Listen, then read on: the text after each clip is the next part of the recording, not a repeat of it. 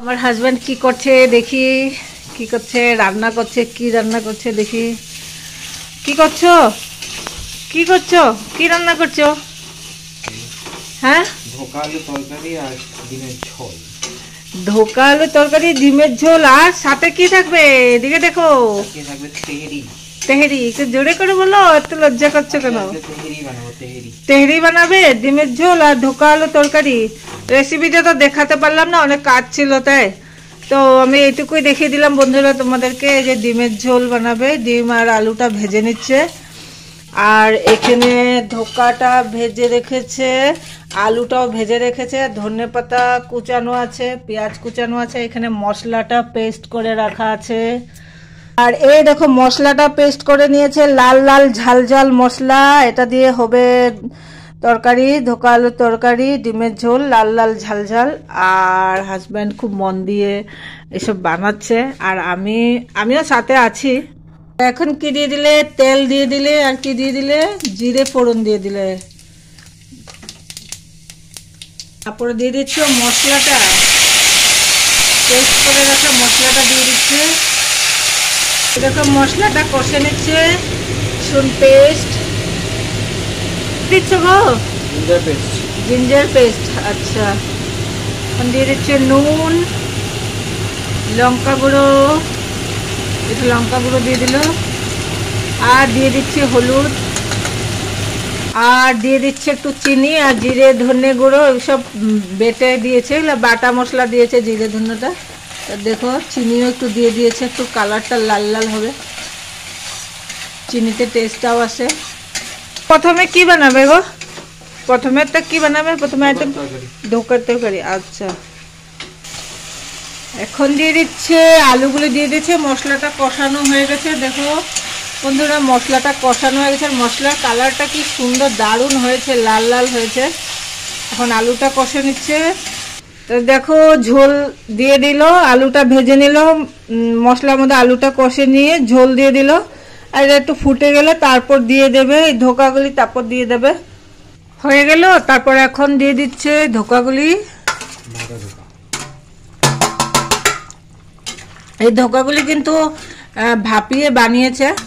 এগুলি কেমন করে ভাপিয়েছে একটু বলে দাও। বেসনটাকে গুলে নিয়ে তারপরে, ভালো করে বলো।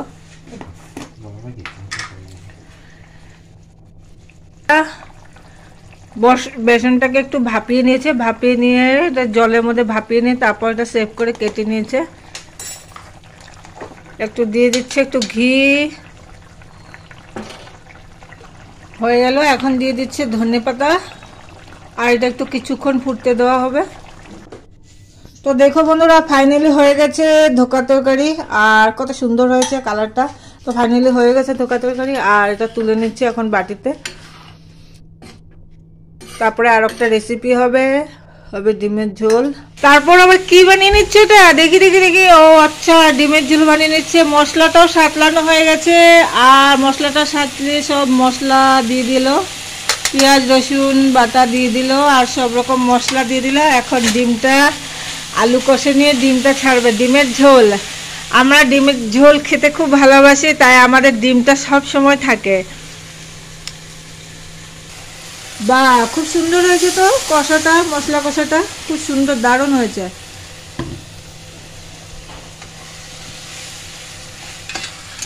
হয়ে গেল, মশলাটা কষা হয়ে গেলো। এখন আলু আর ডিমটা দিয়ে দিয়েছে, আর কি দারুণ হয়েছে কালারটা, দেখো কি সুন্দর হয়েছে।